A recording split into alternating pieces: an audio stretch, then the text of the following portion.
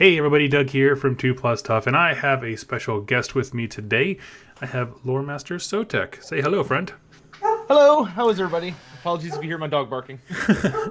And so, forgive me, I have a new paint setup here. I'm just cranking out, so we'll go to the downward cam here, and we will get set up. So, let me know, everyone, if you can hear and see me okay. What kind of dog do you have? She is a Great Pyrenees White Lab mix, Oh, dang. Right on. and she is big. And if there is a leaf blowing outside in the street, she will let everyone know about it. Guys. Apparently, that's a Pyrenees trait. Oh, really? It's just, I was spoiled with labs growing up because I mean they can be noisy, but if there's something to like, if they bark, there's a reason. Apparently, Pyrenees are notorious for being like they'll just let you know that they're awake. no reason. Just want to let you know I'm here. Oh, that's awesome. So, Chloe! man. Let it go. Thank you, Caleb, for saying it's loud and clear. Alrighty. All right. So, sorry. I'm making sure everything's working. Your dog's doing No, fine. you're all good, man. So, tell me Oh, what's... good. Video just finished and published. Great. So I don't have to babysit that now. Okay, cool. So tell me, man. Tell me... See, so for those of you who don't know who I'm talking to, tell us about yourself. Sure. I am Loremaster of Sotek. If you're not familiar with me, I do a lot of really deep, crazy lore stuff on Warhammer Fantasy. That is my specialty. I don't know jack about 40k, so don't ask. And I've started probably about a year ago. Like I followed AOS when it came out, but it was a very distant following. Yeah. And then I started following it very intensely once second edition hit. And Right. I keep up with it. I spend most of my time still studying fantasy because when you have a universe that's 30 years old, there's always something more to read. It Yep. feels like it just never ends. It's true. And but beyond that, if you ever visit my channel, I do a lot of stuff with the Total War series. I am a kind of partner and I guess you could say partner with the Creative Assembly, which is the dev company behind it. And so I go over there from time to time to host tournaments or do other little things, secrety things, and keep my. And so I do a lot of the video game sphere stuff. And I play pretty much if there is a Warhammer video game, I play it, whether it's Okay. Vermintide or Total War or Chaos Bane or whatever. You know, if they release a chess simulator, but it's Warhammer themed, I'll be streaming it. I just saw recently But, you were playing Age of Mythology, and I was like, that was a blast from the past. oh man, so funny story about that. Oh yeah, and I was on the official Total War channel earlier today. I see some people in the chat apparently watch that. Awesome. But yeah, that's what I do, and you can catch any of that. So if you want to know anything and everything about Warhammer Fantasy, I would encourage you to come by. But I have been expanding my horizons and getting back into the hobby aspect of things, which is why I've been hitting up and getting to know people like the wonderful host 2 Plus Stuff here and the guys over at Rerolling Ones and stuff, because I want to get back. I've been really enjoying getting back into the hobby. Yeah. So, oh man, I just had a question. It's just on tip of my mind. I was gonna ask. So you recently did a Age of Sigmar video on your channel, and so knowing that your fans are predominantly for fantasy battles, how was that received? So overall, really well. Cool. I will admit that I waited a really long time for it on purpose because being a predominantly fantasy community, it is not, especially like a year ago, you could walk into an empty room and just chuck out, you could just say Age of Sigmar out loud and people would start like screaming and frothing at the mouth and stuff and coming out of nowhere. Yeah.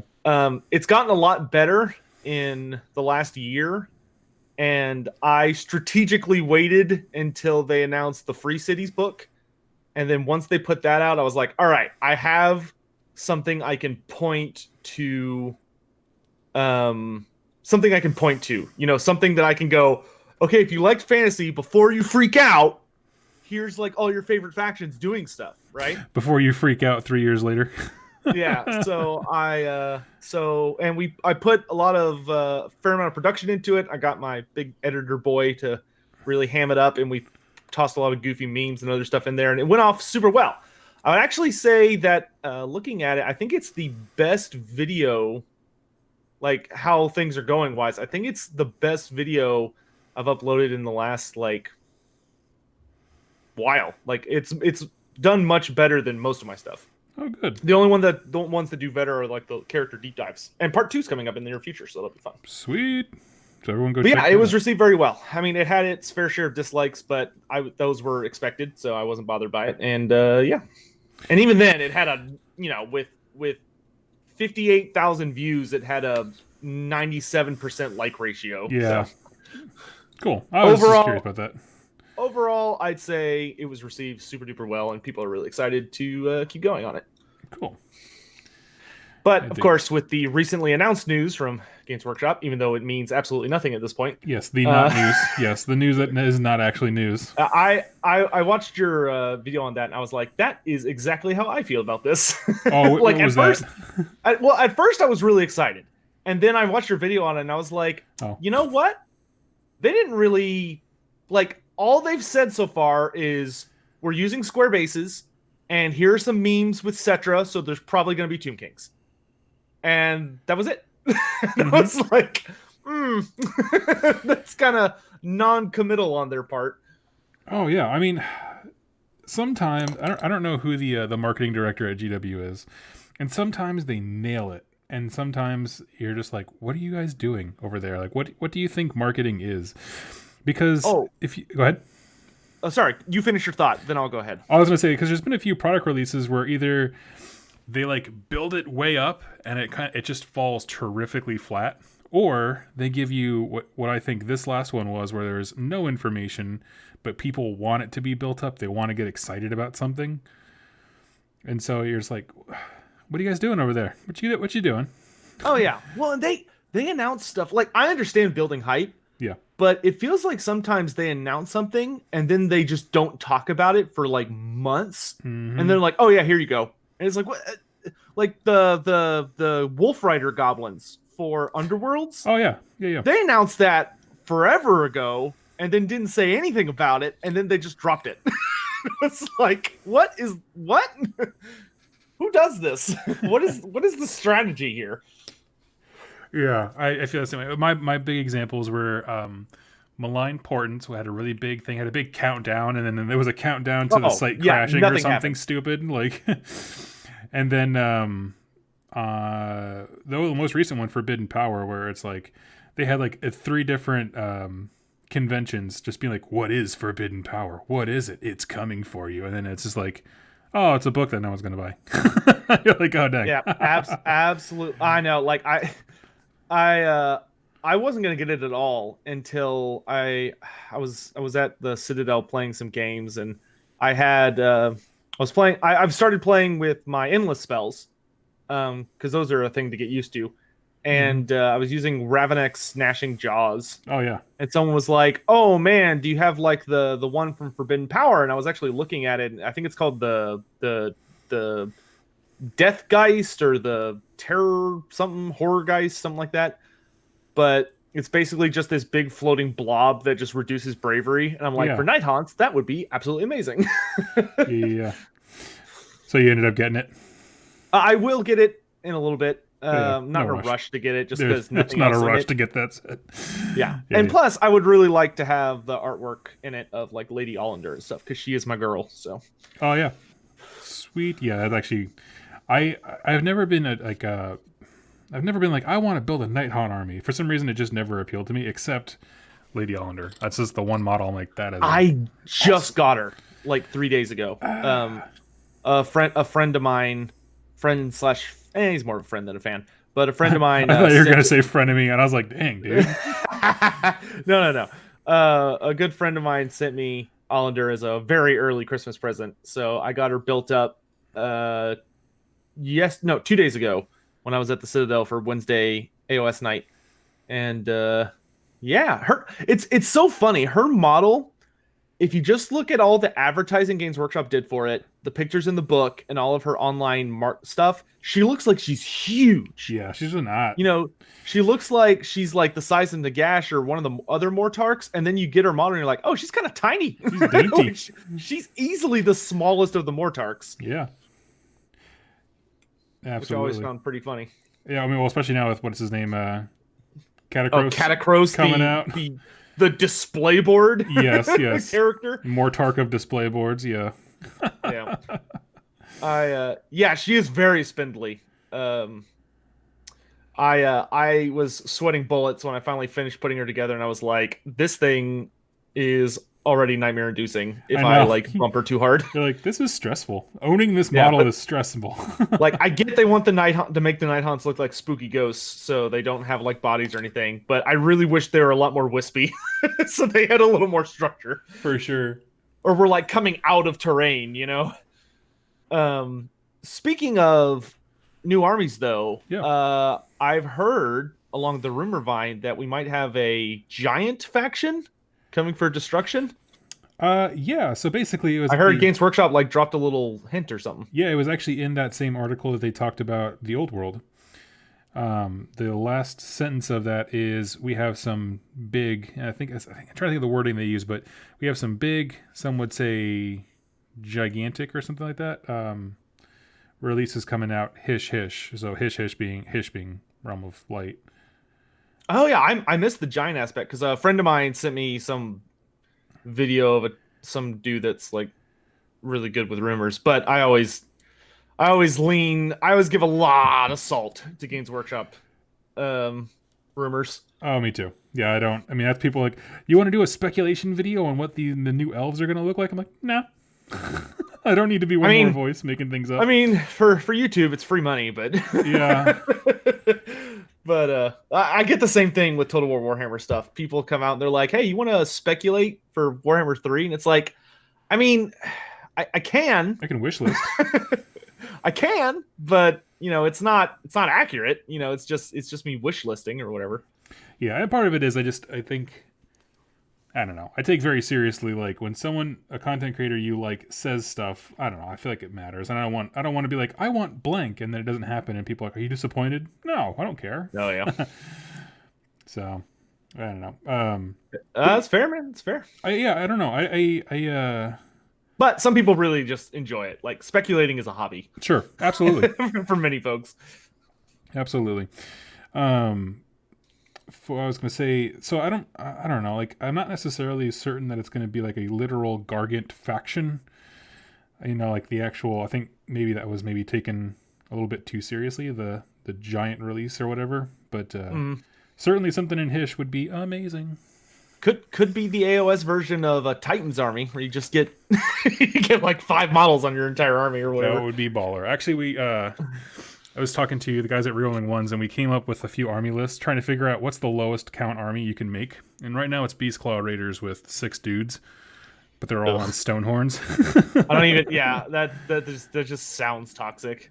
Stonehorns. I hate them so much. Oh, you get pounded by them? Or no, it was the Thunder Tusks, but it was before they got their new book. Oh, the snowball thing.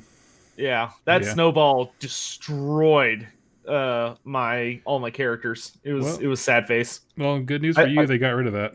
Yeah, I heard. I was so excited. I actually got my revenge. I fought a ogre player, not this week but last week, who had a mixed army of Maw tribes and Beastclaw Raiders, and using the new book. And it was a very fun game, but dear Lord, I ran him over. It was brutal. Oh, really? I got myself run over at a tournament last weekend by Beastclaw Raiders. I got absolutely taken to the curb. Well, I think he was doing okay until he really underestimated the black coach's movement. Oh, okay. Which is easy to do. Like, it's a 14-inch flyer that is just a big old monster, essentially. Yeah. Like, it doesn't look like a monster, but it is a monster, functionally. And it just came over this big terrain piece and just rammed all of his ogres in the back and held them down. So then the Spirit Host got on him, and that was game. Yeah, oh, that'll do it. Because Spirit Host, if they get a good roll, whew, you're gone. Mm-hmm.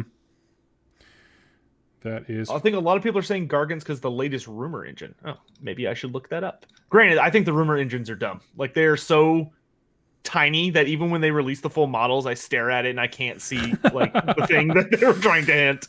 Well, my thing, well, this is actually something I not stole, but it's the Oh, same. they just started the they just put out the Slaves to Darkness reveal today.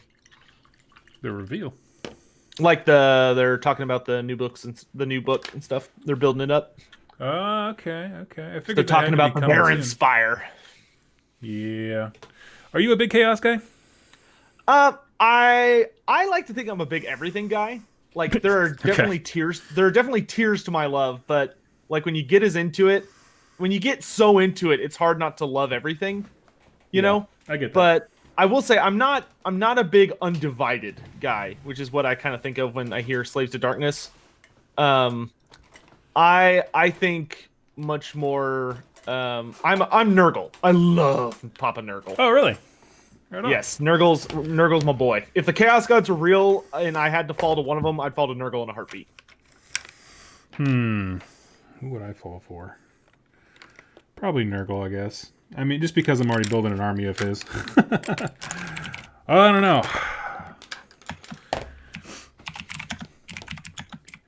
Let's see. Oh, yeah. What is the Baron Spire?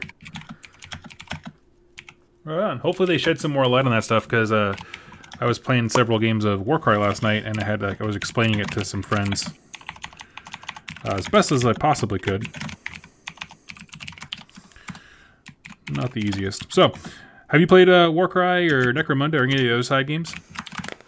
Yeah, Warcry. I'm joining the league here. They started a league last week, but unfortunately I missed it because they told me it started on Saturday, but they neglected to mention it started at Saturday at noon. So I showed up at 2 and it was already over.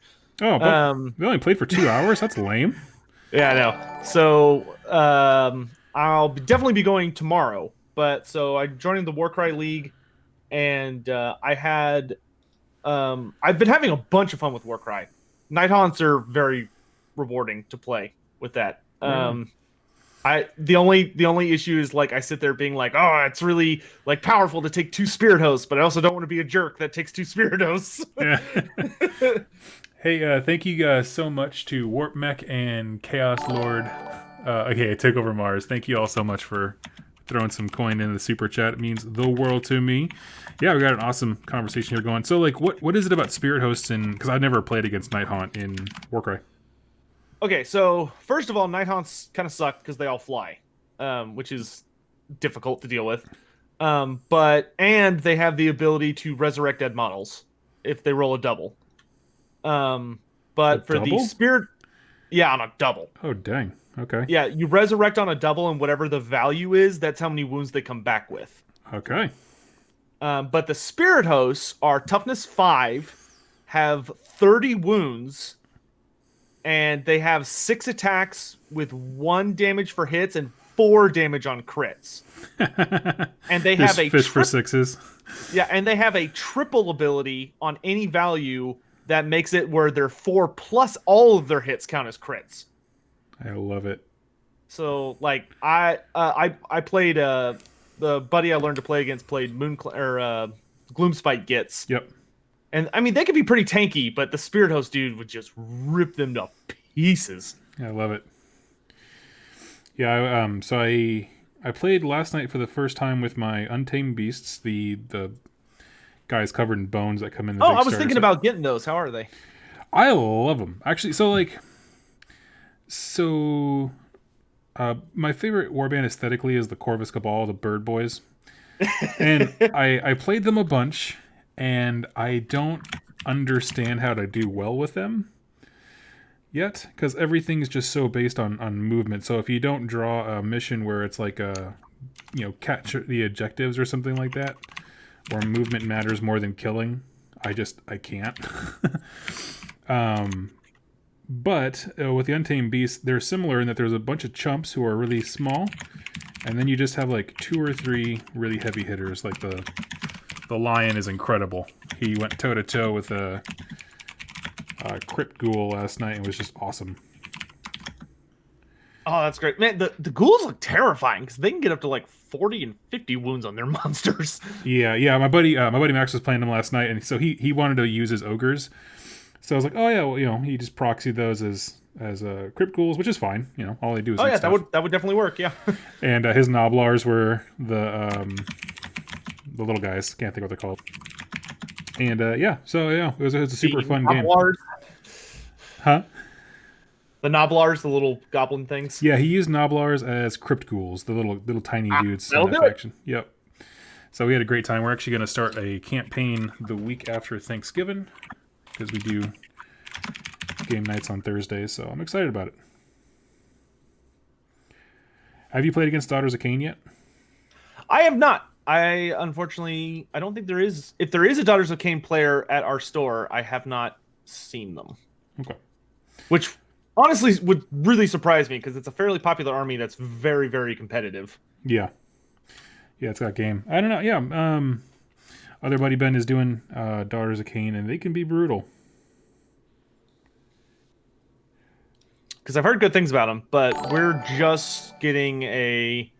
Steve It Lyons, seems thanks so much. Go ahead. Like the Age of Sigmar's community is just starting to get off the ground at the Citadel. Like it has a super strong 40k community.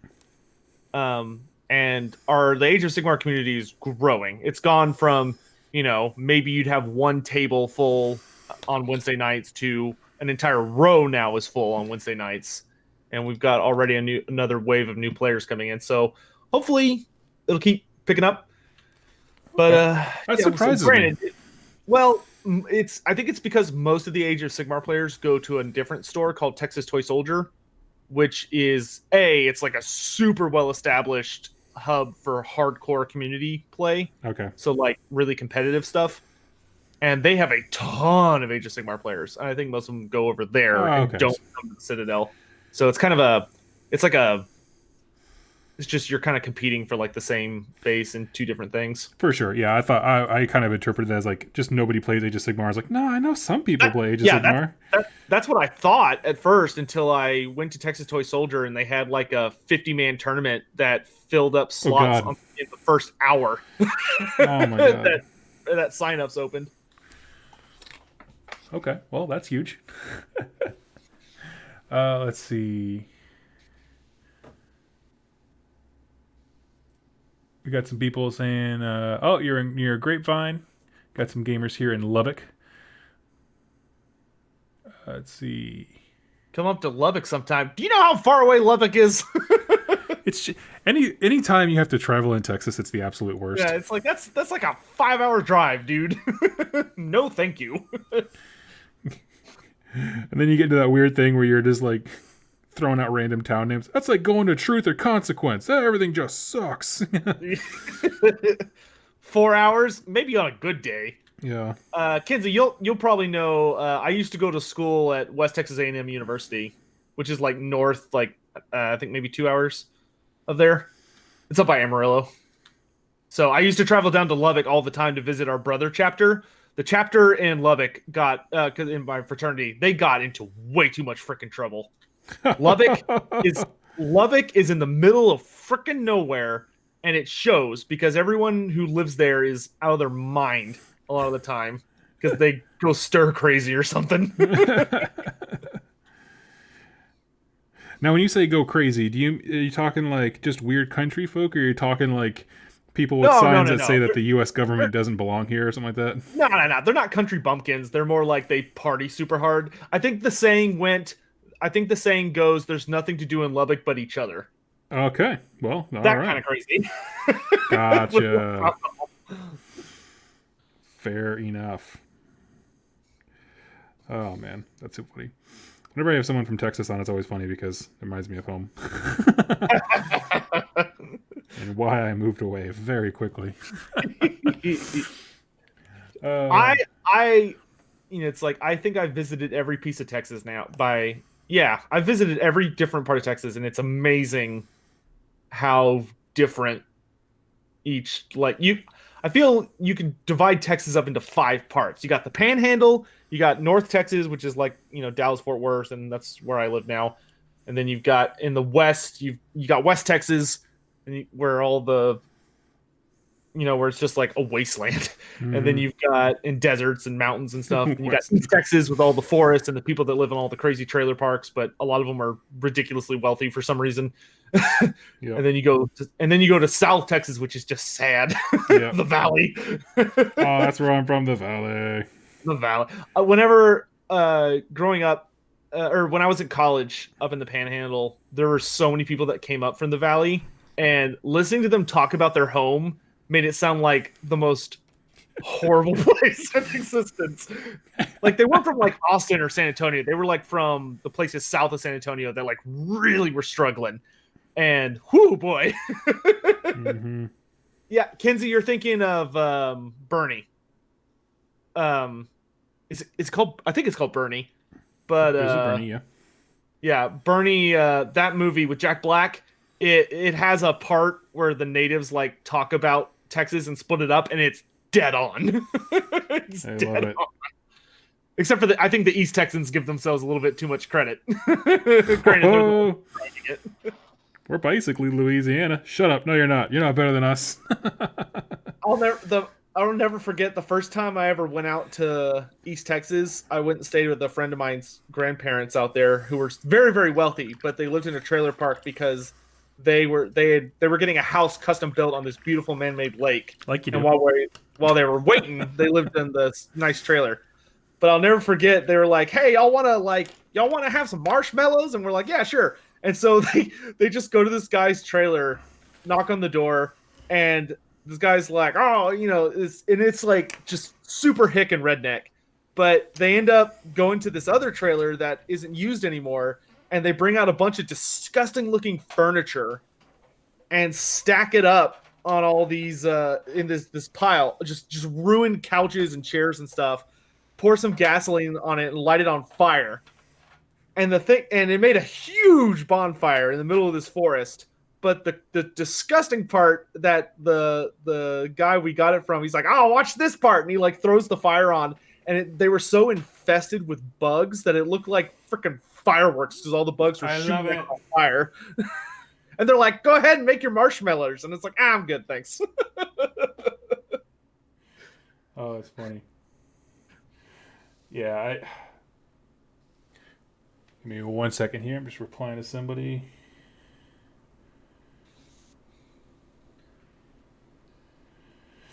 Yeah, my brother and I, we did stupid stuff like that. Like we also did the thing where you get those huge round fireworks displays where it's like you light one fuse and it has like an automatic timer to go off at random times for like do a whole show. Uh-huh. We, like good Texas boys, you get one of those, you put it on the ground upside down so it starts shooting the ground, and then we caused a little bit of trouble at Trailer Park. It was awesome. Best time ever. I missed out on a lot of the craziness of the like experimental, because my father worked at Children's Hospital Yeah. in DFW, which is like a super big famous hospital. So every time the kids my age would think of something stupid to do, he'd know about it. Yep. He'd be like, "Don't you dare!" I swear to like, "I God. just had to put this kid's leg back on. Don't you?" We didn't get to enjoy scooters when that was the whole craze. We didn't get to enjoy. Oh, no. We had to miss out on a lot of things. So my dad was like, "Nope." Seeing what happens when kids get these, and nope. You want to die? No. But I did get to. I will say, I always, whenever someone wants to know what it's like growing up where I grew up, because I grew up in I was very low middle class growing up, but we kind of moved our way up through the echelons. But watching King of the Hill, it's like, ooh, yikes, that is exactly what I grew up in. King of the Hill is so spot on, it's scary. Yep. Oh, it's amazing. Yeah. You think you're gonna end up like, oh, I'm Bobby. I'm the sensitive kind, and then I grow up to become like Dale, the conspiracy theorist. And like, oh, frick. Yeah, it's like everyone ends up either as Dale or God, what's the bald dude's name? Bill. Bill. Everyone ends up either as Dale or Bill. Yep. Those are like your only real options in today's world. I love it. Maybe if you're lucky, you'll be Hank. No, yeah, I know. Steady job. Love what you do. Yeah. Never gonna happen. You have a It's request to move your hands a little further into the camera. aha. Let me see. There we go. I apologize for lecturing everyone about Texas. That's not the No, point it's of the all stream. good. Well, this is now the Texas lore channel. That's all we talk about. Oh, dude, I wish. The only time I ever find people that are super interested in listening to me ramble about home is when I go to England. Man, Oh, you can really? talk their ears off about Texas, and they are happy Because to they hear just the whole don't get thing. it. Yeah, to them, it's so mystical. Oh my gosh, that's so funny. Do they think we all carry guns and like? Yeah, ride horses to school, all that other stuff. We got a donation from Jack who says, "Finish painting my fire slayers," and I will reply to you, "I do what I want." I'm just waiting for the contrast to dry to do highlights. Okay. So, okay, going back to we'll go back to Warhammer. We'll give the people what they want. So okay, so you own Nighthaunt. Do you own any fantasy battle armies that you didn't rebase, or is that you mostly do the online stuff? So when fantasy ended, I held on to my stuff for a while, but like I hit like a times were hard situation. Yep. Ended up selling pretty much everything except for my lizardmen. And then through like friends leaving the hobby or whatever, I've collected a few. So I've got a surprise. I've got a ton of high elves, which are now all squatted. Recently, as of the Yeah. new Free Cities book. And then I have a buttload of lizardmen. And then outside of that, I have a bunch of Tyranids and the Nighthaunts. Okay. And the Nighthaunts are the only thing I'm actively working on. Right on. Right on. That's cool. So once I get into, I'm hoping to get into contrast paints this Christmas. And when I get contrast, I'm going to use contrasts to paint all my Tyranids. Because they seem like they are ideal for that. Oh, they absolutely are. Yeah, lots of organics. It's the best. They don't do so well with large flat surfaces, but like organic stuff, like all the little ridges and stuff on like well, really any Tyranid model. Yeah, they'll be awesome. What scheme are you going for with your Nighthaunt? I so originally I was like, oh, I'm gonna follow the paint scheme, and I did not understand, unfortunately, that Games Workshop has this uncanny habit where the paint schemes they use on their artwork and in their books, they don't describe how to do on their apps. Instead, they tell you how to do different stuff on the apps. Oh, That yeah. is completely because the thing is, when you're trying to paint night haunts to make it look like the ones in their version, Mm-hmm. there are no greens at all. It's just blue to like pale whites. So like Ironarch skin, Rackhearth flesh are like your lighter colors, Right. maybe leading up to some bone colors, and then you've got just blues. Well, if you load up the app, whenever you want to paint a ghost, they tell you, "Oh no, you're supposed to use Calobite green, Hexwraith flame, and the base color is Incubi darkness." And I decided to split it up into my style like this, in that all of my low tier spirits, like the dregs of society, who are just my meat shields, Mm-hmm. they all have a shading system where they go from dark blue to a dark green to a lighter green to like a white. So they have like a whole transition from blue to white with a green mix in the center.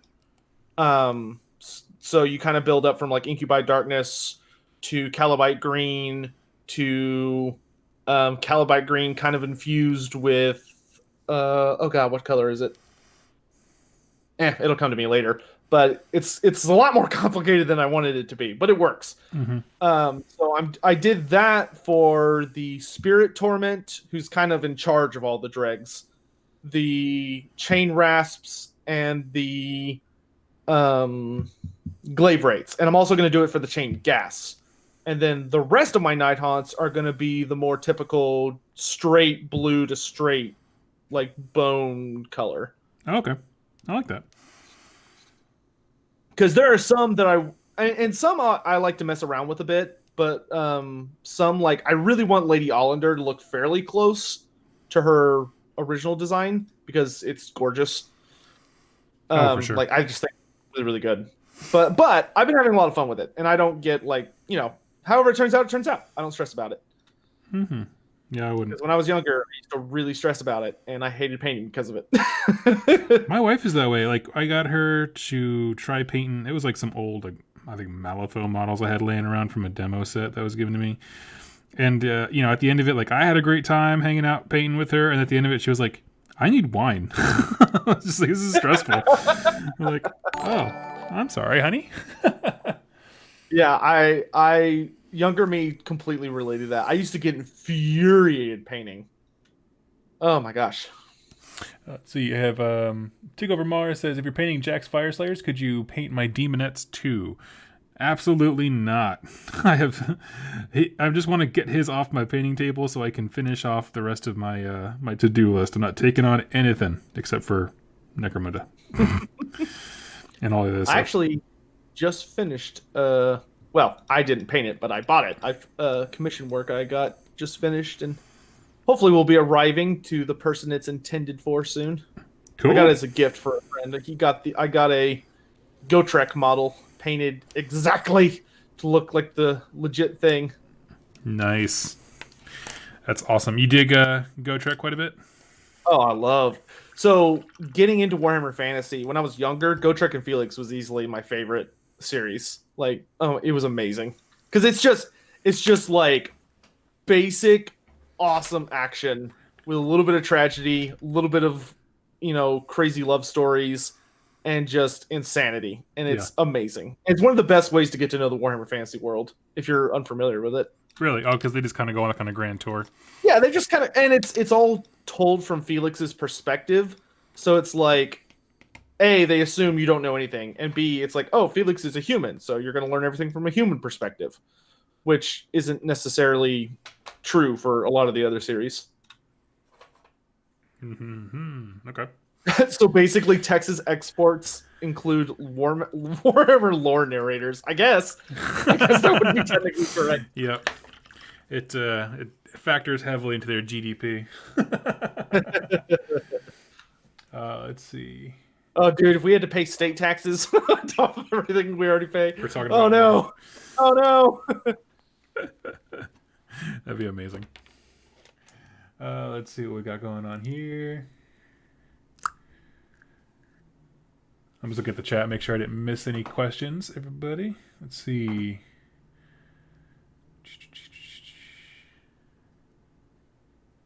Okay, no, not a ton from me. What are your gobos here for?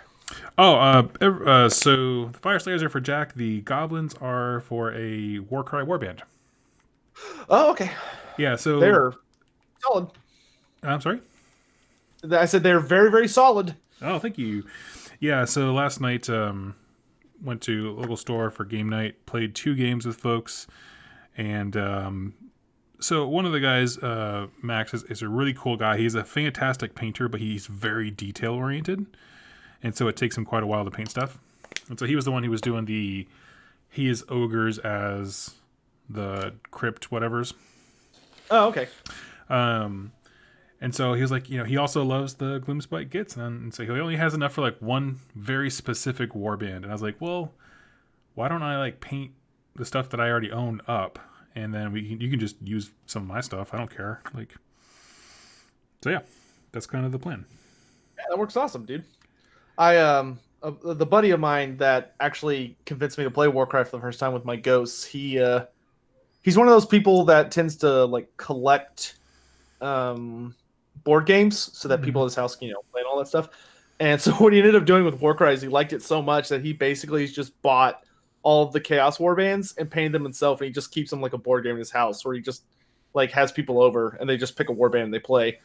So he's been getting in like all sorts of games and stuff. That's awesome. Yeah, I'm not too far from that actually, because thinking of the warbands that I have Untamed Beast, Iron Golems, Corvus Cabal, Stormcast, Ironjaws, Bone Splitters.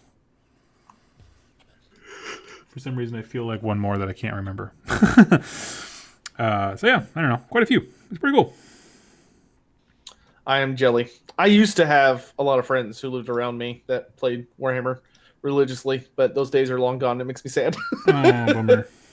Like I used to have my own table and all the terrain and stuff. Or well, not terrain, it was like built into the table, but my dad made it for me back in the day. But yeah, when everybody kind of moved off to college and stuff, I was like, I don't really need this anymore. Just It happens. 6x4 table takes up a lot of space. Yep. Yeah, honestly, that's part of the reason I like Warcry and Necromundos, things you can play on such a smaller space.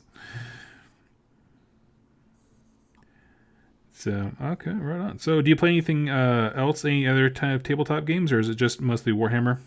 I would say it's just mostly Warhammer. Sometimes I dabble into random other games, but usually those are brought by other folks. Like I used to be kind of big into card games a long time ago. Like I played Magic the Gathering and stuff for a while, Oh, sure. but which I think most people have at a certain point. But Magic wasn't really for me. It was a lot more. I say this nicely, but it was a lot more pay to win than I was comfortable with for a card game. Yeah. Like the cards do retain value, so it's not all bad. But it is like if you want to play at your local store or something, or you have friends that are willing to pay to win, it is not a fun game if you are not willing to do that. Fair enough. At least in my opinion, just because you just get creamed. I never actually played Magic, so I don't know. I take your word for it. Yeah, like I encourage people to try it, but it's like, oh man, it can be, it's like, oh, you want your deck to be good? Well, you need 4 copies of this card, and if you want to get that card, then every copy of it's going to cost you $80. And it's like the same friend I was telling you about, the one with the Warcry stuff. He has what's called a cube, and a cube is basically like this giant collection of cards that he has that's designed so that you can draft it as if you were opening random packs and stuff, but all the cards in it are really good, and you can make like tons and tons of decks. It's like 1,000 cards or something, and this thing's literally worth like $5,000. Oh God, no! Because the value of Magic cards is absurd. I mean, they're worth what someone's willing to pay for it, so I guess. I know. But I mean, you do you. Yeah, no, totally. Absolutely. Do whatever makes you happy. Yeah, no. My thing is, I just like. Maybe it's because the game is not super important to me, like for AOS and that kind of stuff. It's all about I'm more about the hobby aspect, and the game is just a way to like bring that out into the world and share it with people. So like the card game thing just never really appealed to me. Oh yeah, because at that point there's literally nothing to it. Right. Yeah, right. What do you mean you just play games? You're gonna paint your own cards? I actually did not get into the hobby aspect of Warhammer until Age of Sigmar. Oh, really? Yeah, because during Fantasy, I was just super competitive. So I would never paint my armies. Like, I would build them, and that was it. And, like, I usually didn't even bother repairing them or whatever. Like, I would follow WYSIWYG rules, but I just didn't care enough to paint them because I would get so frustrated trying to paint. And it took like the only time I ever painted my models is if I was going to a grand tournament, because a GT's paint score would be rolled into your overall score. So you'd have to get a display board and paint your models and all that crap to make sure that you got a favorable at least a favorable enough score that it wouldn't hurt your generalship score, Right. Did you mind that? No, I thought it was an important part of the hobby because there were tons of guys who showed up just for the painting aspects. Because the way it worked is that there were 4 categories you could win prizes for, and the categories were generalship, painting, sportsmanship, and overall. So obviously the big sweet prizes were in the overall category. But the only prizes that I actively competed for were the generalship trophy. Oh, I got you. The other 2, I just did everything I could to make sure that it didn't hurt my overall score, so I still had an overall high placement. But because like painting, there were guys who like there were a bunch of guys I knew who were loved by everybody there because they were just hobbyists. Like they literally would paint beautiful armies, come and compete on that level, and then when it came for the generalship stuff, they would literally just take whatever they wanted to paint. Yeah. And they'd just be sitting there laughing, drinking a beer while their armies just got slaughtered, and they just have a really good time. I love it. Like they were the best people you could get matched up against because they were just super chill and having a good time. Those are the best. And then the sportsmanship score, generally the guys who won paint would usually be really good at that score too because Right. they would take nice armies. Because it's nice armies and they're being nice people because they don't care. Yeah. Like usually the generalship score, I think literally just existed to make sure that someone who's being a jerk couldn't win overall. Like that's all it was there for. I like it. Let's see.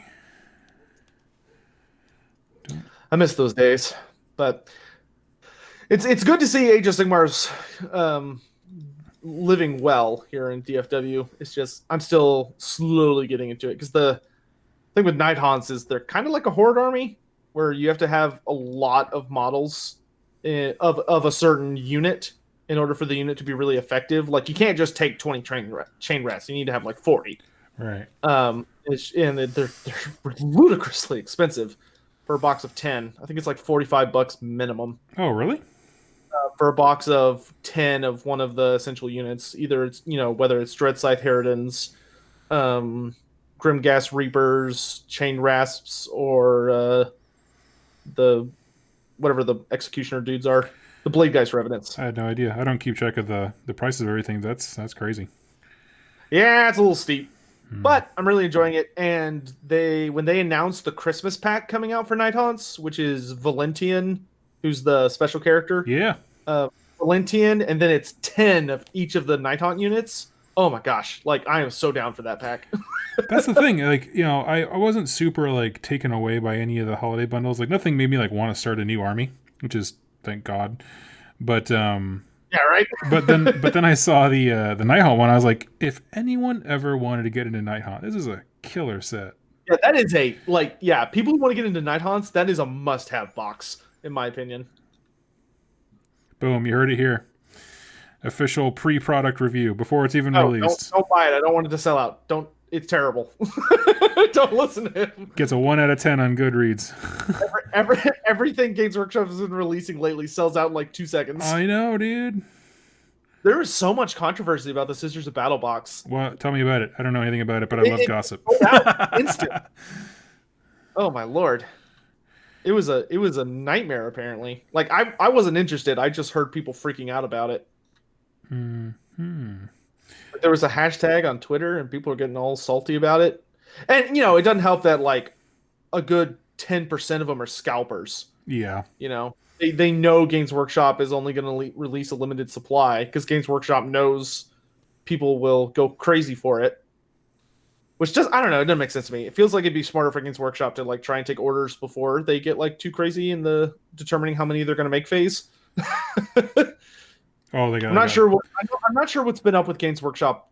If there's one thing I really, really don't like about Age of Sigmar's life cycle so far, is that Games Workshop has this bizarre obsession with limited releases, and it sucks. Yeah, I can't argue that one. I'll be honest with you. Like it, especially with Heroes. I think Heroes are the biggest thing because they have those 2-player starter boxes that aren't Stormcast, where they include like a special champion or something, like the Tyrant or the Squig boss for Gloomspite, and they just haven't come out on their own yet. It's just like, man, come on. Yeah, I mean, I'm still. If you're a Night Haunt player, the only way to get a Guardian of Souls, which is the only wizard in our faction that's not a special character, and the only way to get the mounted Knight of Shrouds, which is the only cavalry character, is to get the starter box for 2nd edition. If you don't get that box, you cannot get those 2 characters. And that box has been out forever. Yeah.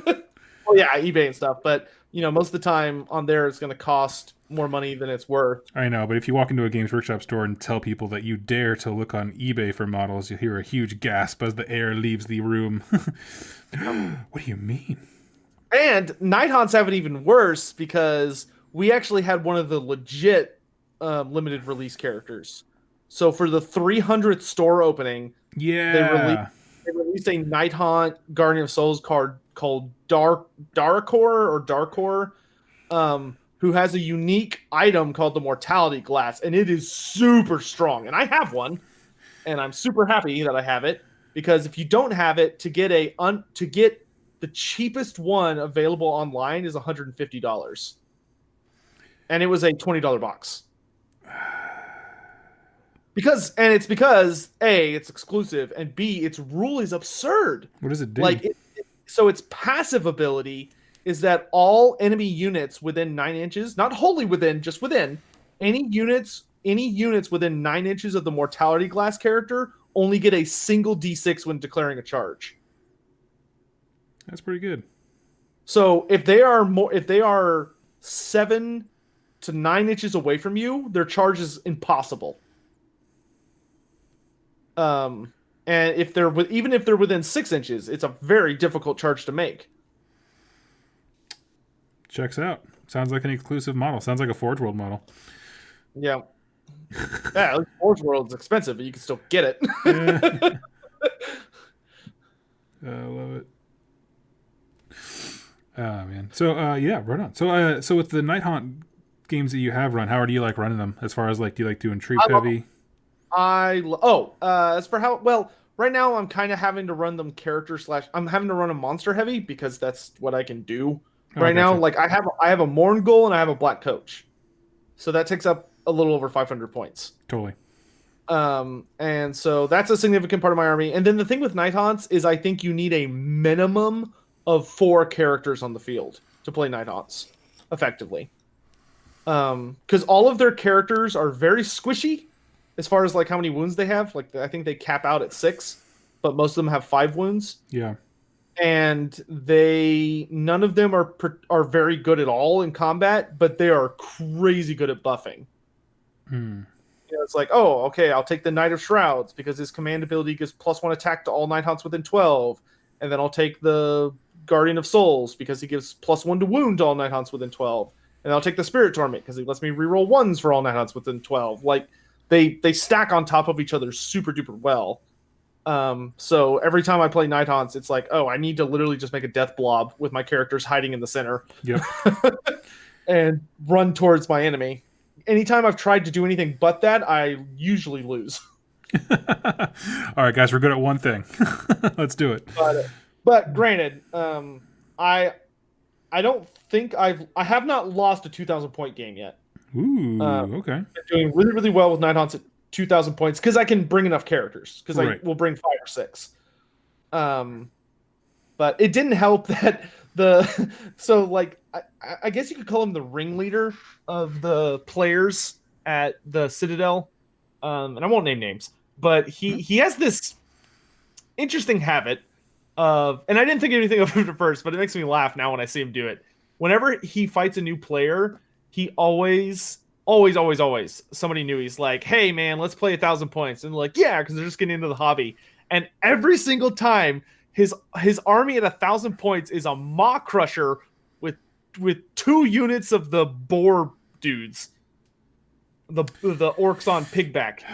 It's like, dude, that army is so cheesy at 1,000 points. Oh, that's no fun.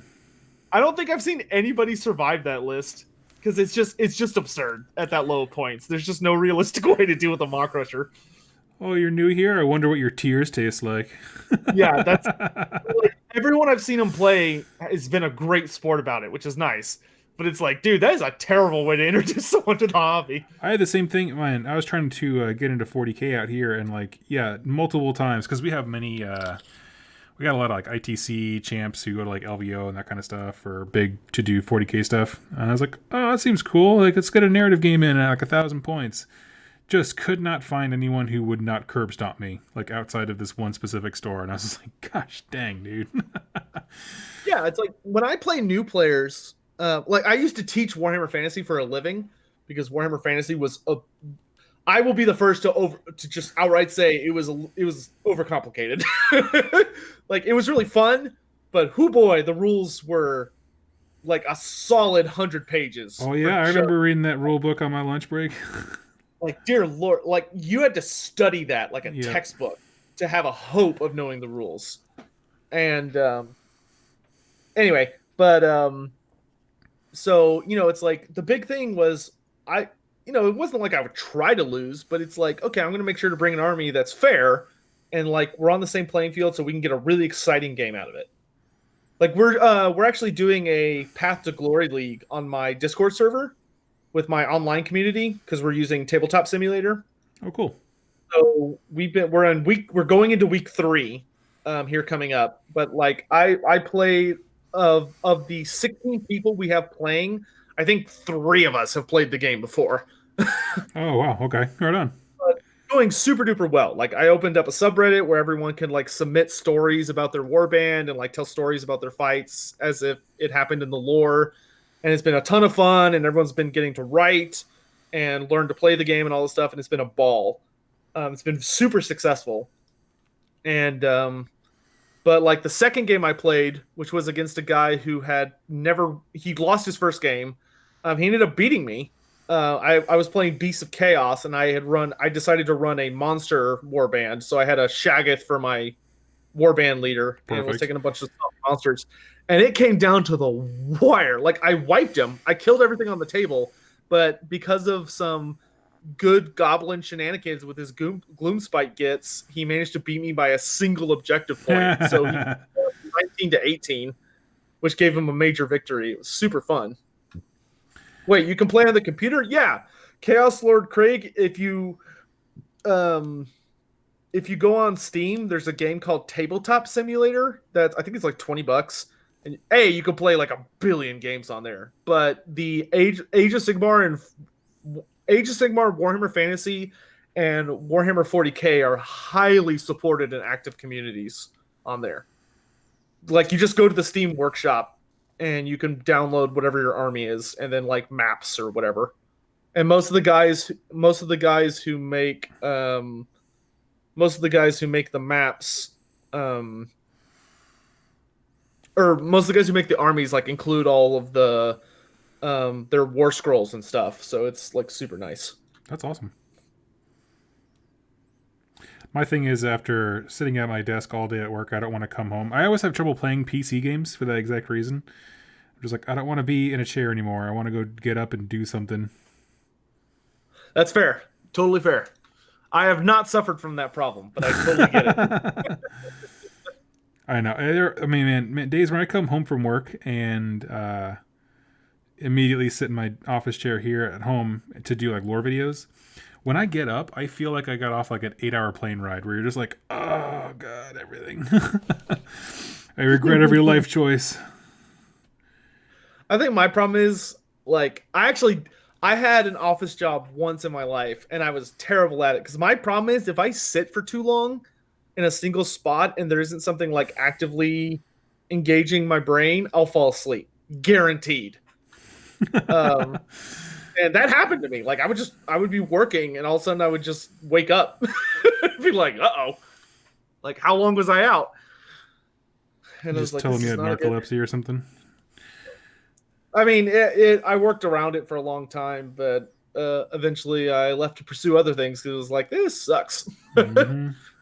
Like, the pay was good and the benefits were good, but I was just not happy, I get that. Yeah, I mean, I don't find my job particularly fulfilling at all, but it allows me to do YouTube stuff until I can do that on my own, so. Well, until I can do it full time, I mean. Yeah. So, yeah. All right. So, I got a question for you. Go for it. Who is Sotek? So, like, the character from Fantasy Battles. Oh, yeah. Dude, I love Sotek. That was not an existential question directed at you. So, Sotek is the serpent god of the lizardmen. And he was... So, for for Warhammer Fantasy, a lot of people know that fantasy revolves around Sigmar, but what a lot of people don't know is that it also revolves around Sotek. He's kind of like the underdog of the two because they showed up at the same time. Because in the Warhammer world, basically things started getting really, really bad, like all across the planet, around 100 years of what I call BS, or before Sigmar, or Okay. before Sotek, for one. I'm on Um, board. and so, like, in the Empire, things were getting really, really ugly because greenskins were making a comeback like nobody's business, and the dwarves were not in a position to hold their lands anymore. Chaos was starting to make a resurgence, like, just bad. Nagash was starting to wake up, all this other stuff. And meanwhile, over in Lustria, where the Lizardmen hang out, the Skaven had revealed themselves for the first time in like a big war. And so the Skaven of Clan Pestilence, who from AOS I'm sure you're familiar with, Hmm. were birthed into existence because they were the only ones that managed to survive the hostile jungle environment by adapting to it and become all diseasey and gross and stuff.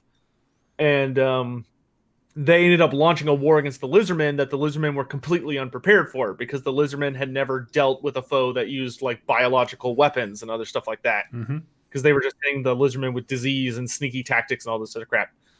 But among the Lizardmen, a skink popped up from one of the first ruined city of Chakwa, and his name was Tenenhuan, and he was the prophet of Sotek because he was one of the only survivors. And while skinks are normally really diminutive and small and agile, Tenenhuan was like buff. Like Tenenhuan's like a foot taller than most other skinks, and he's ripped. And he wears like this. He has this huge red crest and like a big spike coming out of his forehead. And he's like super jacked compared to most skinks. And he even has like two tails. Like his tail splits most of the way down, which gives him the twin-tailed comet look that Okay. heralded Sigmar's birth. So the twin-tailed comet appears in the sky, and Tenenhuan points at it and goes, "That symbolizes the forked tongue of Sotek, as this prophecy foretells, and we have to do all this crazy stuff to bring Sotek into the physical realm to defeat the Skaven." Cool. Meanwhile, in the old world, they see this big old comet, and they're like, "What does it mean?" And then Sigmar gets born. And it's the comet that heralded his birth into the world. So it heralded both Sigmar and Sotek's arrival. But where Sigmar was born at year 0, when the comet was at its when the comet showed up, the Tenenhuan really got stuff rolling at year 0 and started building up to beat the Skaven once and for all. And basically his mantra was, all right, if we want Sotek to physically manifest in the world, we need to sacrifice like billions of Skaven, or like millions. Like we need to kill a bunch of them to feed him enough power and religious fervor and just go nuts until he manifests. So he starts going crazy and fighting against the Skaven. And at first, the Slawn are like, this seems a little weird. Because the Slawn actually didn't believe in worshiping like the old ones or any gods. They knew the old ones as like these crazy, powerful, scientific, but magically omnipotent beings, but they didn't consider them gods because they actually like knew what they were. Right. Other Lizardmen worshipped them, and the Slawn just kind of put up with it. But Sotek was different because the Slawn didn't know who he was, because only one prophecy talked about Sotek, and the Slawn that read it knew they had the only copy, and they were worried the other Slawn would think it was heretical, so they hid it away because they didn't want it to be destroyed. So Tenenhuan is using this thing. He's basically Moses with the 10 Commandments, but instead of the 10 Commandments, he's running around with a plaque about a giant serpent that's going to come out of the ground. Oh, cool. That's way better than Moses. Oh, yeah. So he runs around and starts leading the Lizardmen to all these crazy victories, and they're just winning nonstop with him at their head. And it finally culminates in this super big battle called the Battle of Guacamole Crater, where it's literally this massive crater where a meteor impacted the Earth millions of years ago. And Tenenhuan managed to surround the Skaven in it by luring them into a trap, and there were millions of them. And he beats them in this huge fight and sacrifices a ton of them. So much that the river Amazon, which is the Amazon River from our world, runs red with just Skaven blood. Like he just goes crazy with it. And at that point, the comet really starts getting jazzed up, and Tenhuan's power becomes noticeable. Like he starts controlling the fauna of the jungle. Like he gestures, and entire swarms of serpents would move across the earth and attack people. And he goes into the jungle and comes out with stegodons carrying these things called engines of the gods. Tenhuan was the one that discovered them. The ones that we have in Age of Sigmar. Oh, cool. So he does all this crazy stuff and unleashes all these crazy war machines and engines that the Slann were like, how in the world is he doing all this garbage? And then finally, in the year 100, they have their final battle at the Battle of the Fuming Serpent, which the reason it's called that is because it's a really big volcano that at the zenith of the battle, which was the final battle between Clan Pestilence and Tenhuan's Red Host, they reached maximum power apparently, and Sotek physically came out of the volcano. This big, he's in design. He's Quetzalcoatl. That's hard to say.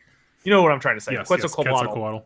Yeah, from Aztec mythology. You know, he's a giant serpent with wings, bird wings, feathered wings.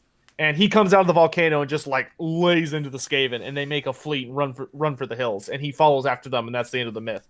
But Sotek is just like when the Lizardmen had lost all faith, and when they were at their darkest hour, Sotek was like the big awesome dude that showed up and kicked the door down and saved the day. And being a big Lizardman fan, Sotek is just kind of he's like Jesus, but he's a giant snake monster. Snake Jesus. Snake Jesus. Even though Sigmar is more of the actual hammer Jesus, but you know, take what you want. Pick and choose your own Jesus adventure. All right, on. I dig it. That's how it works, isn't it? Oh my gosh, we're not touching that one. Right on. So I'm very ignorant when it comes to Seraphon lore from the old world. So I had no idea that the Slann were that aware of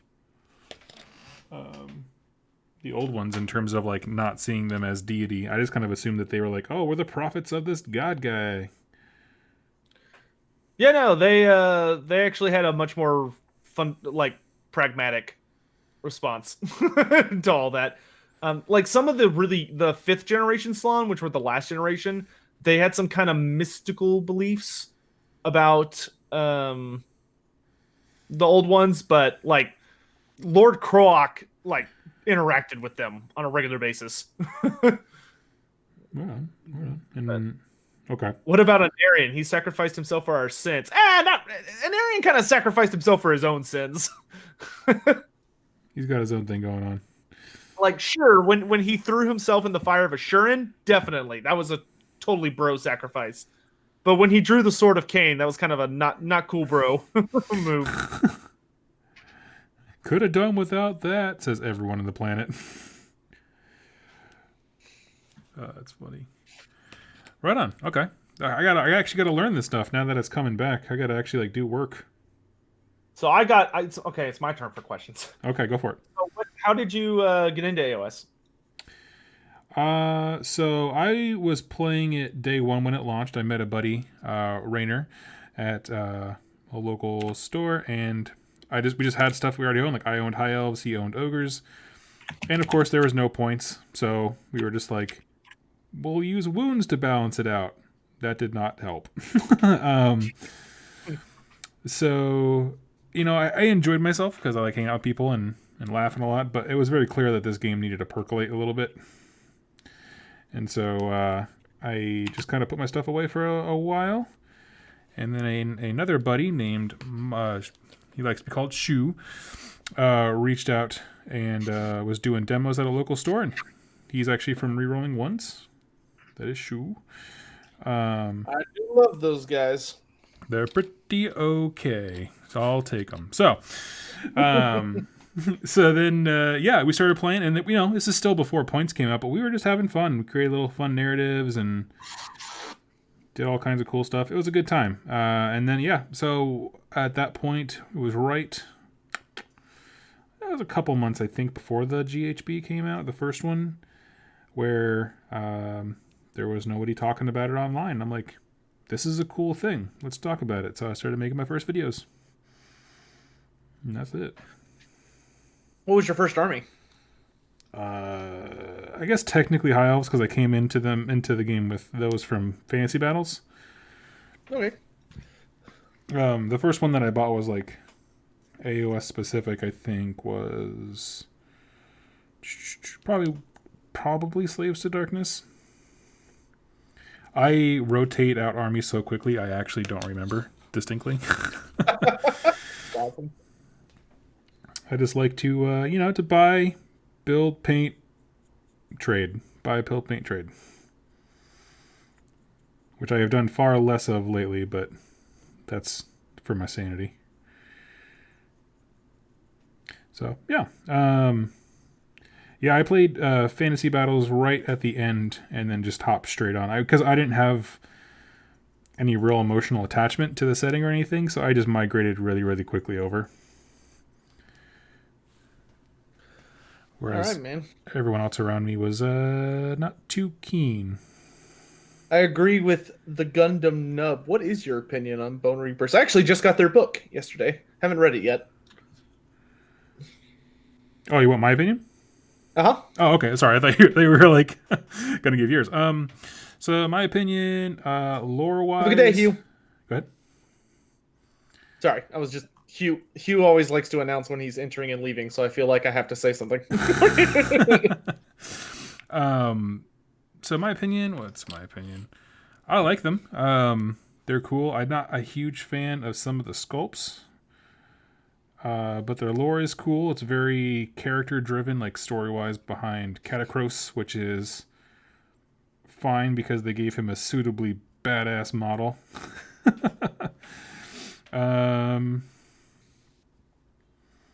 Yeah, it's one of those things. It just didn't appeal to me, to be honest with you. Like, I had a brief moment where I had them because GW was kind enough to send me a box. And I was like, gonna start them. And I was like, do I actually want to start this army? I don't know. And so I thought about it some more. I'm like, no. I'm just kind of excited. I've never been this in love before. What's going on over there? Oh, sorry. I was looking at something on my phone that someone sent me. I was listening. I thought my microphone was on push to talk, but I'm glad to know that is not the case. I just heard, I've never been in this in love before. And I was just like, Someone sent me something stupid. fair enough. Girl holding a cat. Anyway. When's your next battle report coming out? That is the question everybody who asks. It's okay, I have one. I'm just not going to say it out loud, even though I'm sure there are people in chat that know what it is. No, I am. So I was going to do it this weekend because now I have finally stuff painted for it. But then with all the YouTube stuff going on, I pushed it off a week so I could like back up all my videos and that kind of thing, do some more maintenance work just in case the whole COPPA thing comes down. So, all right, man. Are you worried about that at all? Say what? Are you worried about the COPPA thing? Not sort. I have yes, sort of. Here's my thing. I think that the fact that YouTube screwed up and is trying to kick it to the creators to deal with it is super messed up. And YouTube is being a bunch of absolute words I won't use on your stream, but totally went on my stream, but it's not a nice word about this. Like, they're being super cowardly and lazy and greedy. They got themselves into this. We didn't do anything. It was YouTube that was stealing kids' data and using it to make targeted ads to kids, which is super duper illegal. And they did it knowing it was illegal and not caring because they're like, whatever, we'll get a slap on the wrist, which is what happened. And now that, they are trying to seriously deal with it, instead of YouTube fixing it, like saying, like, I don't know, I feel like an easy fix could have been like, hey, if your kid wants to use YouTube, download only the YouTube Kids app and channels can apply to be on there and it'll have like its own cool system and stuff. but instead they do this goofy thing where they tell people to nominate themselves as kid-created content, which apparently kills your ad revenue. And, I would say, oh, no, my channel is not kid-friendly. Like, Right. I swear a fair amount, and Warhammer's just not for kids anyway. Like, Warhammer's way too grimdark for kids. But I was a kid when I played Warhammer. Mm-hmm. And if the FTC comes along and looks at my content and is like, oh, this guy plays video games and he collects models in war games, like, this is for kids. Well, then I'm in hot water. Yeah. So am I worried about it? Not super worried about it, but I am concerned about it. That's fair. I am not happy about it. I will say that. I think YouTube is being not okay, and I think the FTC going after creators for what is not the creator's fault is super not cool. Like, it just makes them out to be like cartoony villains, and they're trying to act like they're the heroes in the situation.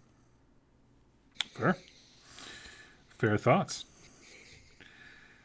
Well, that's good to know. I mean, I don't know. I'm not, honestly, I'm not I'm not hyper worried about it.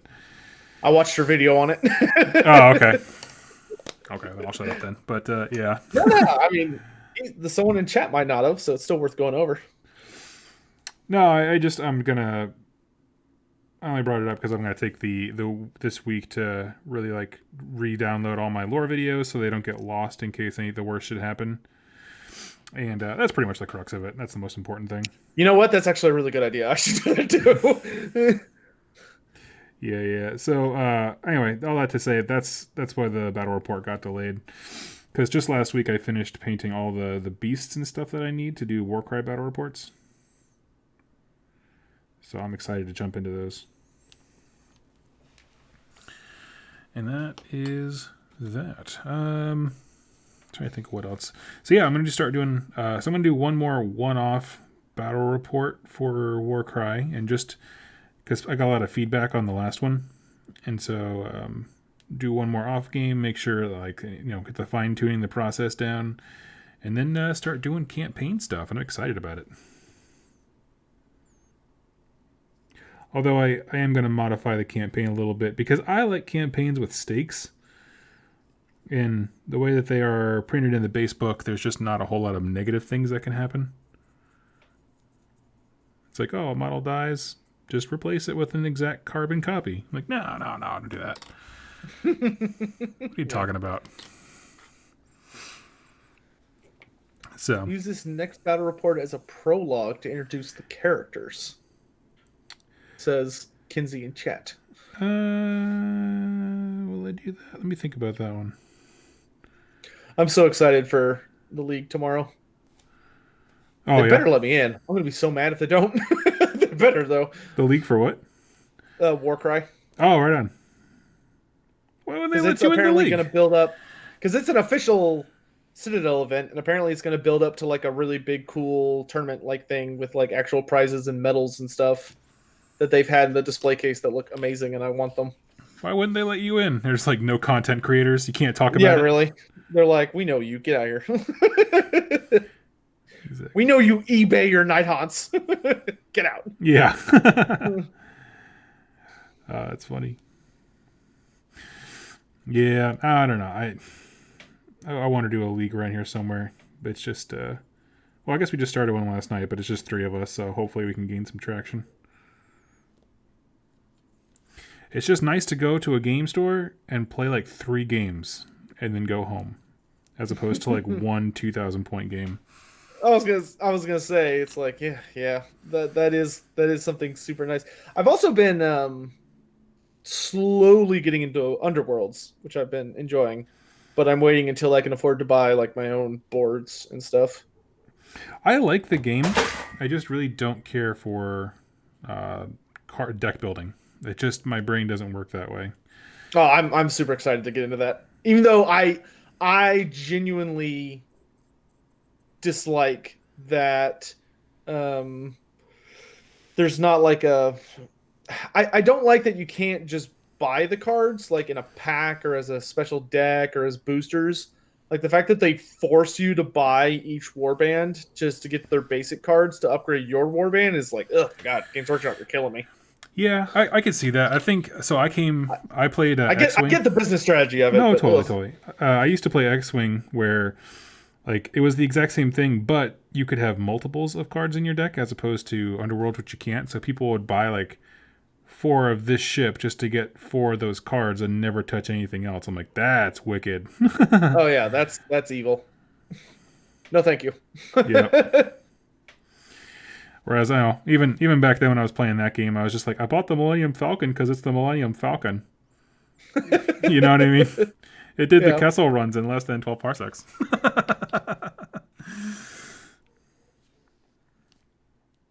And you know those store owners were like, stupid nerd. Yeah. We got him.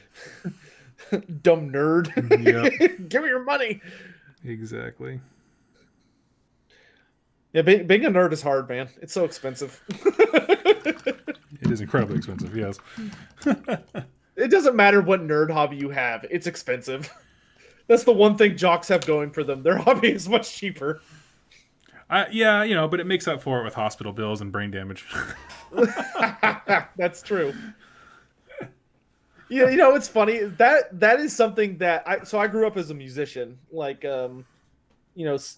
middle school onwards, I was a band nerd, and I went really hard into it. Like when I went to college, I majored in music education and music performance. Oh wow! And I was dang good. I played with the Amarillo Symphony for a while, but like it is looking back on it, it's kind of messed up how much music people would like just casually joke and laugh about how horribly mangled sports people get. Like I get that it's probably in revenge for like years of being talked down to or being forced to be at football events for marching band, but still you're like, it's kind of messed up. Yep. Still a We're person. like, haha, we'll still have functioning lungs and not broken, mangled hands and brains that work when we're 80. Rude. Oh, that's funny. What you got going on this week, content-wise? Like, what's your schedule look like typically? I'm curious. Oh man, that is the ultimate joke in my community. Just Sotek having a schedule. I try to have a schedule. I'm kind of more of a I put it out as I finish it kind of content creator, Okay. which is not ideal, and I would not recommend it for anyone that cares for sanity or regular paychecks. Um, but I because I'll usually like have a day where I sleep. I don't know. Like I can easily struggle to have a day where it's like, oh, I didn't wake up till 5 p.m. So Oh God. I get up and do some other stuff, and then I'm in bed by 10, so I can try and be up on time to do other stuff the next day. And then that day I'll get up and work for like a really long time and get out videos or work on scripts and stuff. And I'm not shy about talking about any of this because it's just a part of life. But like I have like my own super struggles with like an anxiety disorder that can make it really hard for me to just sit down and work. I totally understand. Because it's like I could just slowly start, getting pulled into my own head, and it's like, I gotta go do something else. Yep. Like I have to do something that distracts me. I'm that guy that I can't sleep in silence. I gotta sleep with white noise on because if I sleep in silence, my brain just starts wandering and it doesn't go to good places. And it's so that can make writing, especially for like those lore videos I do that are like 2 hours long, because it's like a character's entire life story. Yep. It can make that kind of hard. Yeah, totally, I get that.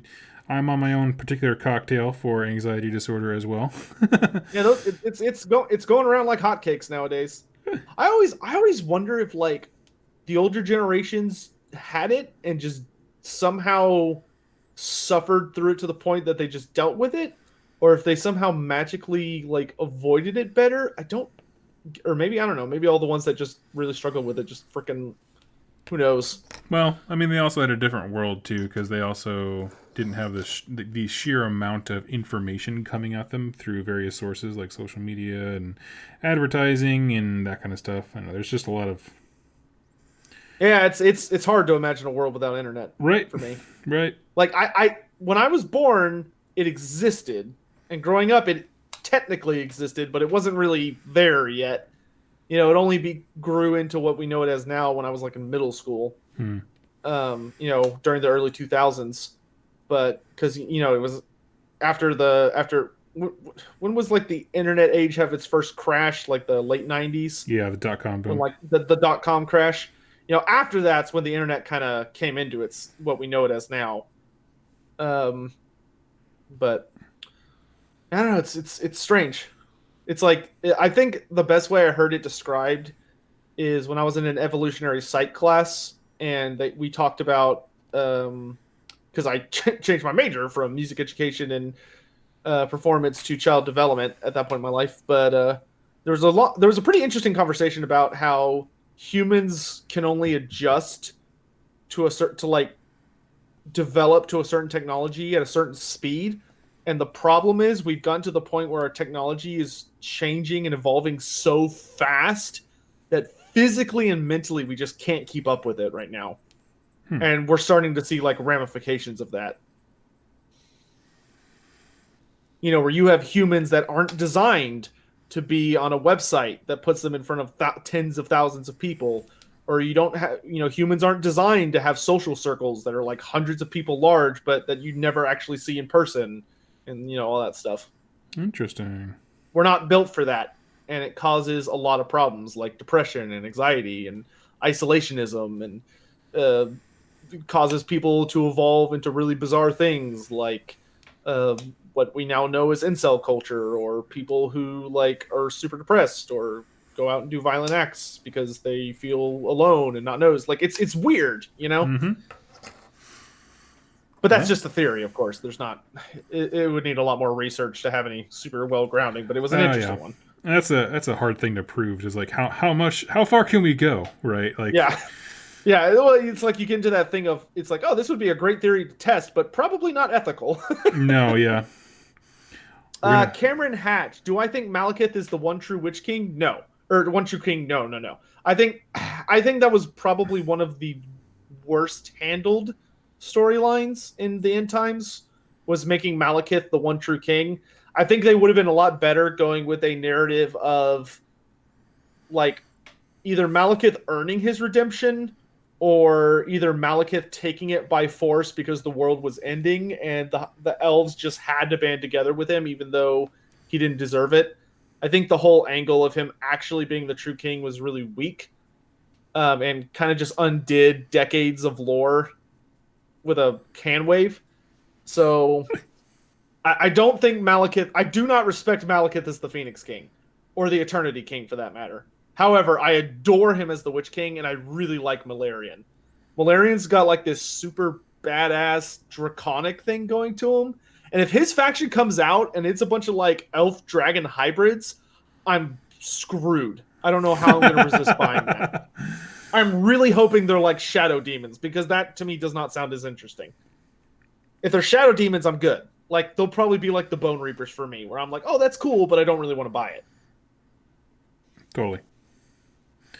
That's awesome.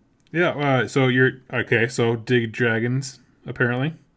Oh yeah. Well, when I started playing Warhammer Fantasy, dragons were like my thing, and they still are. Like I adore dragons, and like I was so excited when I started playing. They were like, "Oh, what are you into?" And I'm like, "Oh, I love dragons." And they were like, "Oh, well, here are the dragons," and the only options they have were dark elves, high elves, and that was it.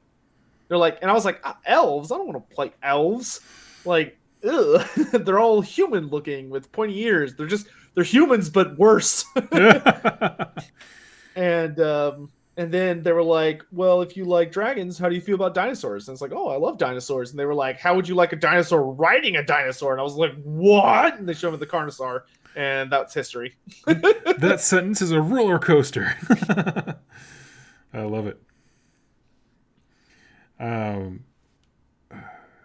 Yeah, Seraphon is so Lizardmen, Seraphon. Always an army that's kind of been on my radar as far as like one day I want to paint an army of that, but I've never taken the plunge. I really hope, like with the Slaves to Darkness getting the new Warriors of Chaos models, I am praying to whatever gods will listen, we're getting new Saurus. If we got new Saurus Warriors and new Saurus Knights, oh my god, I would be over the moon. What is it you don't care for about the Saurus Warriors now? They suffer from the old Warhammer Fantasy designs in that they're super scrunched and blocky to make them fit on square bases in a formation. and the way their models build is not super great. Where like they plug in at all these really weird diagonals, their limbs do, and flat ends, and they're kind of a pain to put together. And they just don't look super interesting or intimidating. Like they don't look like they're hulking 9 foot tall, hundreds of pounds of reptilian muscle that were perfectly engineered by distant gods to kill. And that's all their purpose is war and murder and battle. They look okay. They look a lot better than their 6th edition ones did. But yes, I have seen those. yeah, it's like I just think they need an update. Like the new warriors are so dynamic looking and they look fierce and brutal. I just want my Saurus to have that too. Right on. I'd love it for it to really look like they're swinging their weapons and like their weapons kind of ended up pretty basic in a lot of their models for what are supposed to be like these almost primordial looking obsidian weapons with obsidian and gold that are supposed to be like not super advanced looking, but they're like more powerful than any steel and can like smash through your armor or tear your helmet in half or whatever. Or I'd love to have them in poses where they have like their mouths open to bite your face off, or their shields. I love Saurus shields because they have all those spikes on the front so they can literally punch you in the chest with them and like rip your guts out, which is awesome. Like they can slash and punch with their shields, but you don't really get that feeling from their models. That's true, yeah. I mean, you're saying all that stuff, and I'm like, I don't think that when I look at the models. Yeah, but that's absolutely accurate. Right on. They're just old. I think it's the real thing is that they're just really old. Yeah. And the skinks are much more dynamic in poses, and you could do a lot with skinks because they were skirmisher models, so they had a lot more flexibility. And that worked out for them. And like I know some people don't like the Croc scores. I personally am fine with the current Croc scores. Some people don't like them, but I feel like Games Workshop has put out Croc scores with every Lizardman edition, and everyone's always hated them. So I just don't see that being a winning scenario. Literally, there's been a new Croc score sculpt for every single edition, and everyone has always hated them. So I don't think there's a way to win that. I did not know that fact, and I love it. there were 5th edition Croc scores, 6th edition Croc scores, 7th edition Croc scores, and 8th edition Croc scores. Maybe there wasn't in 7th, but there definitely was in 5th, 6th, and 8th. And they all sucked to somebody. Yep. I love it. I love when companies are just like, look how cool this is, and everyone's just like, no. But you just keep doing that over and over again with the same model. And the sad thing is, they're all very different from each other. It just nobody's ever been happy with it, apparently. That's awesome. But I also want the Troglodon to be good. That would be a real. The Troglodon is probably one of my favorite Lizardman models right now, but its rules have always been trash. When they introduced it in 8th edition, it was hot garbage, and in AOS, it stayed hot garbage. That is the one you can build with the starter box that has like the guy who spits stuff, acid or whatever. Yeah. The Troglodon has a skink rider that spits acid, or you can build it as a Carnosaur with a Saurus rider. Gotcha. Which is actually a great kit because if you build it as I've heard the ideal way to build it is you build the Carnosaur with the old blood, and then you build the skink on a infantry base as a skink priest, and then you take the Troglodon and get another Carnosaur base, and because the Troglodons are aquatic, you take its head and its twin tails, which are the part, and its back, which are the parts that you wouldn't use in the Carnosaur kit, and put them on the base to make it look like it's swimming through the water. So you get all the models. Oh, that's awesome. And it looks super duper cool. Oh, I have seen that. I was wondering. Oh, yeah, yes, because I have seen. Yeah, that's why a lot of people slipping out of the water kind of thing. Yeah, you'll see a lot of underwater Troglodons, and that's why. Okay. Let's see. And you never see the reverse because everyone knows that the Troglodon is crap. Oh, that's funny. So what would you want to see in Wait, a new... my turn. Go for it. What would be your choice for a new sculpt? From Seraphon or anything? No, anything. Ooh. I mean, Seraphon 2, sure, I don't care, but... Yeah, let me see. New sculpt. I would want... I think honestly, just the basic free guild empire guy. Like, Oh, just the general. yeah, like give me something besides Germans and far future space fantasy. Like, Dude, that's actually really funny. Yeah, I was actually pretty bummed that Free Guild and Auric Warclans didn't get at least a new character. yeah, They seemed yeah. like they were doing pretty good about like, oh, here's one new kit. In those books, they were like, yeah, here's no effort. Like, here's a book. Or Take how it. many times have they written stuff about like a terrain piece called the cog for it, and there was nothing there. I was like, Oh my, yeah. They're like, no, you don't get a terrain piece. You don't get endless spells. You don't get a character. You get nothing. Good day, sir. you get are armed with nothing. a gun and a cod piece, and you are ready for all the Yeah. horror that we. It is literally it is that Willy Wonka scene straight from the 80s or 90s, whatever it was. Gene Wilder. Yep. You get nothing. Good day, sir. Yeah, exactly. Yeah, so I think I would go with them just because like there are really cool stories about humans in the AOS books, but we don't have like there are very few sculpts that depict humans, like just normal dudes. I'm still almost convinced that the Free Guild book was not meant as like here's the human cities book. It's meant as the here's the book to hold on to your models while we prepare for the actual human cities book. Because like I really was expecting them to really. I'll tell you about a rumor I've heard. From I'll say a interesting source, but I can't get more detailed with that, or else I'll get in trouble. But Okay. that like Games Workshop might be looking into expanding their human factions beyond what they were in fantasy for AOS and covering the ones they always wanted to but couldn't because they were scared of the backlash. So like Araby or Cathay or End or Nippon, like a Japanese theme or a Chinese theme or a Middle Eastern theme. But they didn't want to do that in fantasy because they didn't want to deal with potential backlash of it being like racist or whatever. Well, that hasn't gone away. Yeah, true. But it's so hard. Like when I was in when I was at the last Ever Chosen, my co-caster was a guy named Party Elite who runs a really big channel. And he's Indian. And one thing that he actually talked a lot about was that he was so interested and excited to see a Warhammer version of Indian mythology. Like seeing Indian stuff or like Araby. Like he really wanted to see those Middle Eastern Warhammer stuff.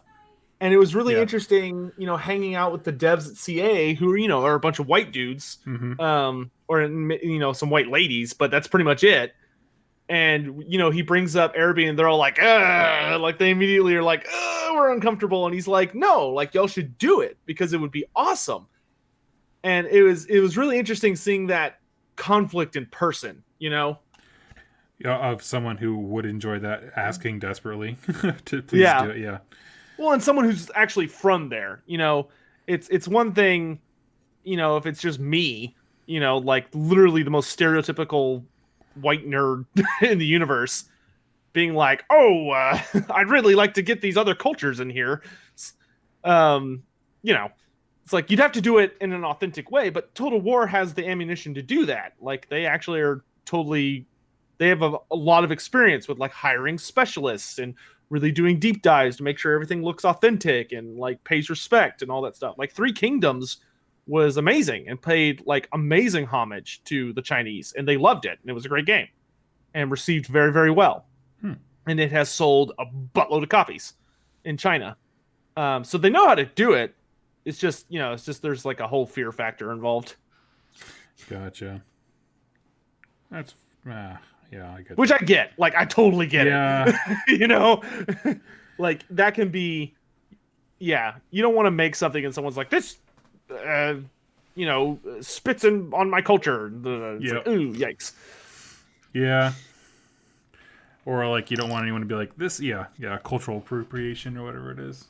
Yeah, like Kenzie's comment kind of makes me think of, you know, like, a good point is, like, if you tried to introduce a girl into Warhammer 5 years ago, you had nothing to show them. Like, it's like, oh, here are witch elves, and Morathi and Helibron. Best I could do for you outside that, or maybe here's Alariel and the Sisters of Avalorn.